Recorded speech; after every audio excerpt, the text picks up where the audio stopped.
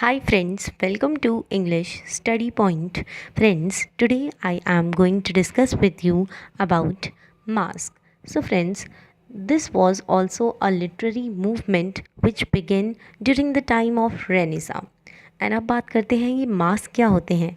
So friends, basically mask जो है एक तरीके के प्ले होते हैं एंड ये जो है एक तरीके की प्ले की स्पेसिफिक टाइप होती है एंड इन्हें जो है अर्ली 17th सेंचुरी के टाइम पर लिखा जाता था एंड बेसिकली जो है इन्हें स्पेशल ओकेशंस पर ही परफॉर्म किया जाता था, जैसे कि हॉलीडेज़ या फिर फेस्टिवल्स के टाइम पर.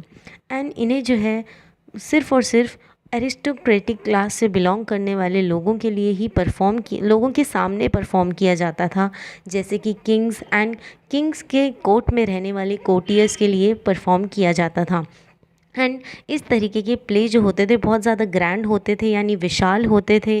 एंड इन प्ले को मतलब जब भी सेट किया जाता था तो इन प्ले के लिए जो है बहुत ज़्यादा प्रोडक्शन चाहिए होता था. प्ले के शुरुआत से लेकर प्ले के एंडिंग तक जो है प्रोडक्शन की बहुत ज़रूरत हुआ करती थी.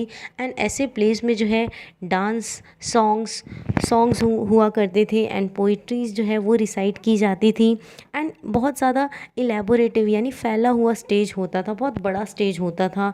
एंड कॉस्ट्यूम्स जो है जो भी करेक्टर्स होते थे वो जो है कॉस्ट्यूम्स उसी के हिसाब से, जो भी उन्हें करेक्टर्स को रोल दिया गया होता था उसी के हिसाब से जो है करेक्टर्स कॉस्ट्यूम को पहनना पसंद करते थे. एंड अब जानेंगे कि मास्क में जो है मेन थीम्स क्या क्या रहती थी. सो फ्रेंड्स, ये जो मास्क हुआ करते थे इनमें जो है किंग की ग्रेटनेस के बारे में जो है इलस्ट्रेट किया जाता था ऐसे प्लेस में कि हमारे टाइम पर जो किंग्स हुआ करते थे वो कितने ग्रेट हुआ करते थे. यानी किंग्स की तारीफ़ करने के लिए जो है ऐसे प्लेस को होस्ट किया जाता था. एंड कैसे होस्ट किया जाता था, उस टाइम पर जो है मेटाफर्स का यूज़ किया जाता था एंड कंपैरिजंस जो है वो क्रिएट किए जाते थे किंग और क्लासिकल लिटरेरी फिगर्स के बीच में. एंड क्लासिकल लिटरेरी फिगर्स जो होते थे वो जैसे कि रोमन गॉड्स हो गए, अर्थुरियन लेजेंड्स हो गए. सो ये सब जो है ऐसे प्लेस की जो है थीम रहा करती थी. एंड अब जानेंगे Inigo Jones. So friends, Inigo Jones जो थे वो एक तरीके के इंग्लिश आर्किटेक्ट थे.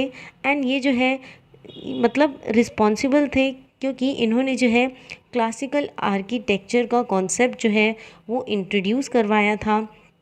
एंड इन्होंने इस चीज़ पर एम्फेसाइज़ किया कि क्लासिकल आर्किटेक्चर जो है वो एक मतलब इम्पॉर्टेंट एलिमेंट है इंग्लैंड के लोगों के लिए. एंड साथ ही साथ इन्होंने जो है बहुत ब्यूटीफुल सेट डिज़ाइंस को मास्क में यूज़ किया था एंड इन्होंने ही क्रिएट किया था. देन अब जानेंगे कि कौन कौन राइटर्स जो है वो मास्क का जो है मास्क प्रोड्यूस किया करते थे. यहाँ पे मेरा मास्क कहने का मतलब है प्लेस को, मतलब ऐसे मास्क के प्लेस को कौन कौन प्रोड्यूस किया करते थे. सबसे पहला नाम आता है बेन जॉनसन, जो है मास्क लिखा करते थे. फिलिप सिडनी मास्क लिखा करते थे. Then William Shakespeare, and William Shakespeare के कुछ वर्क्स हैं जिसका नाम है Tempest, midsummer's night dream. So ये क्या है, ये एग्जाम्पल्स हैं मास्क के. एंड हेनरी द एट्थ भी जो है ये एक तरीके का मास्क है. एंड फ्रेंड्स, ऐसे मास्क को मेनली जेकोबियन या फिर कैरोलिन पीरियड के टाइम पर जो है प्रोड्यूस किया जाता था. एंड जॉन मिल्टन ने जो है फेमस मास्क लिखा था. यहाँ पे फ्रेंड्स मेरे से टाइपिंग मिस्टेक हो गई है. मास्क की स्पेलिंग है MASQUE. एंड इन्होंने जो है चेस्टिटी पर बहुत फैबुलस जो है मास्क लिखा था, जिस मास्क का नाम है जॉन मिल्टन द्वारा लिखा गया है.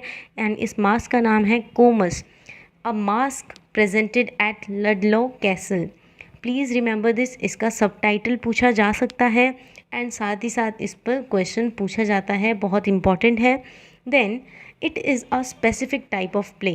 सो हमें पता है कि ये जो मास्क होते हैं एक प्ले की स्पेसिफिक टाइप है जिसे जो है प्रेजेंट किया जाता था अर्ली 17th सेंचुरी के टाइम पर.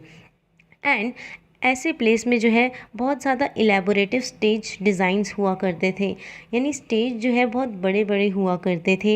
एंड कॉस्ट्यूम्स भी जो है बहुत अच्छी होती थी, बहुत डिसेंट करेक्टर्स जो होते थे वो कॉस्ट्यूम्स को पहना करते थे, जो भी उनके रोल्स अलॉट होते थे उनको उसी हिसाब से जो करेक्टर्स हैं वो कॉस्ट्यूम्स पहना करते थे, क्योंकि उनको जो है ये मतलब प्लेस जो है किंग के सामने प्रेजेंट करने होते थे। इसीलिए जो है ऐसे स्टेज की डिज़ाइन जो होती थी बहुत इलेबोरेटिव होती थी एंड कॉस्ट्यूम्स जो है करेक्टर्स बहुत डिसेंट तरीके से तैयार होते थे।